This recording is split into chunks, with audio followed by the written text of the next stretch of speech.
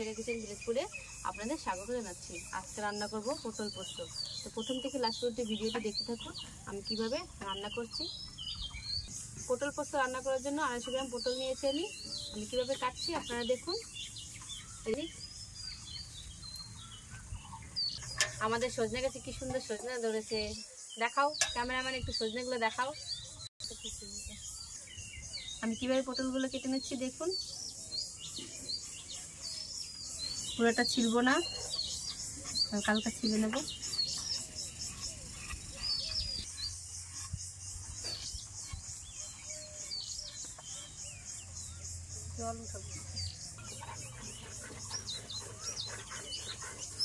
এভাবে কেটে করে মশলাগুলো ঢুকবে ভেতরে, নাহলে মশলা ঢুকবে না, আর মশলা না ঢুকলে খেতেও ভালো লাগবে না। আপনারা এভাবে কেটে নেবেন।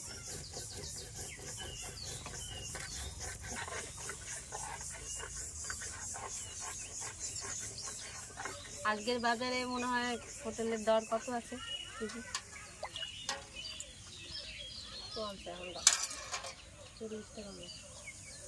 40 টাকা কেজি। হচ্ছে তোমার চপ, তারপরে তোমার ডিম দিয়েও করা যায়, মাছ দিয়েও করা যায়, মাছের কাটা খাওয়া যায়। কড়াইটা গরম হয়ে গেছে, সরষের তেল দিয়ে দেবো।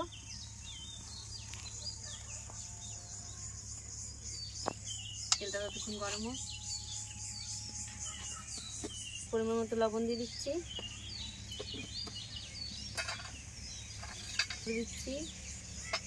ভালো করে মেখে নেব।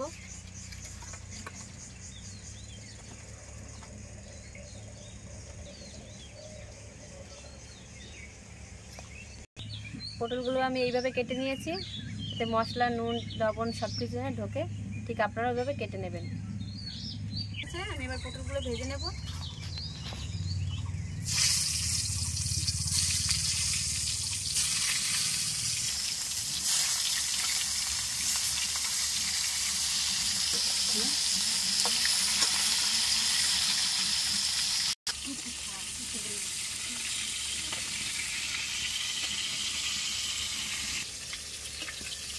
আমি কিন্তু ভাজা হয়ে গেছে, এবার নামিয়ে নেব। এরকম হালকা হালকা লাল লাল করে ভেজে নেব। নিয়ে চেনে ভেজে এবার নামিয়ে নিচ্ছি।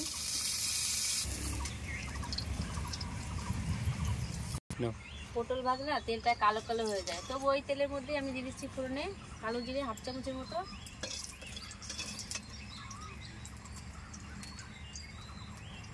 ধনে আর জিরে বাটা একসঙ্গে দিয়ে দিচ্ছি।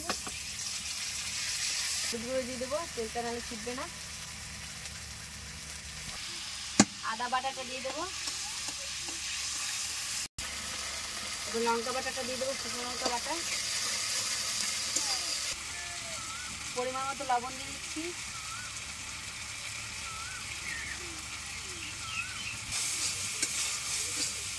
অল্প সময়ে রান্নাটা হয়ে যাবে, হাতে সময় না থাকলে অল্প সময় রান্নাটা কমপ্লিট হয়ে যাবে। মশলাটা কষানো হয়ে গেছে, ভেজে রাখা পটলগুলো দিয়ে দেবো,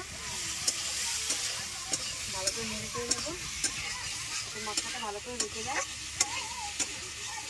আপনারা এভাবে রান্না করে খেয়ে দেখবেন, ভালো লাগবে। অনেকে তো অনেকভাবে রান্না করে খেয়ে দেখেন, আপনারা কেমন করে রান্না করেন কমেন্ট করে জানাবেন।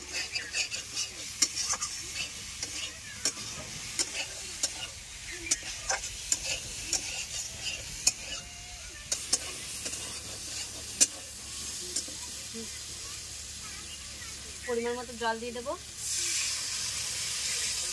তো গা মাখা ঝোল হবে, তো জলটা কমে দিলাম। পোস্ত বাটাটা দিয়ে দিচ্ছি, জলটা অনেকটাই ভালো করে ফুটে গেছে। একটু একটু দিয়ে আর নেড়ে চেড়ে নিই,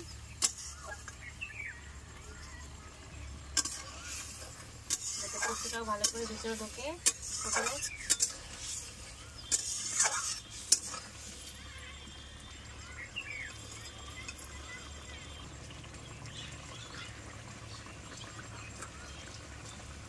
খালি পেট না, খালি পেট ভরা পেটও না। তারপরে এবার নামিয়ে নিই। পটল পোস্ত রেডি হয়ে গেছে। খেয়ে দেখাচ্ছি কেমন আছে খেতে। গরম তো, খুব ভালো হয়েছে খেতে। আপনারা এইভাবে রান্না করে খেয়ে দেখবেন। আর কে কেমন করে রান্না করেন কমেন্ট করে জানাবেন। নতুন হতে গেলে সাবস্ক্রাইব করে দেবেন, ফেসবুকে ফলো করে দেবেন। সবাই ভালো থাকবেন, নমস্কার।